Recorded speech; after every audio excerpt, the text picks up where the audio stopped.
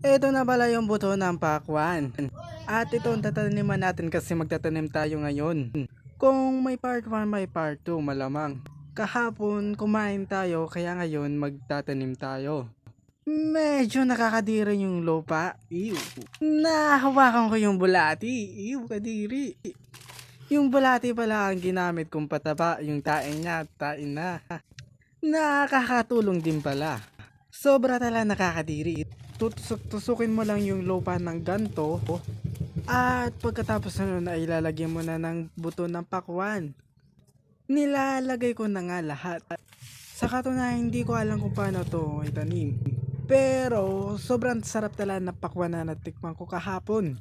Kaya nagtatanim ako ngayon para meron ulit bukas. Tinatabunan ko na pala ng lupa yung pakwan. Kasi para tumubo siya. Kasi kapag may nahulog na pakwan, merong malulunod na isda. Tapos yung ibon lalangoy. Kaya ilang pato ang lumipad. Dinidiligan ko na nga siya para tumubo agad. Huwag masyadong labis kasi kapag labis sobra. At ano naman ang sobra, minsan nakakasama rin.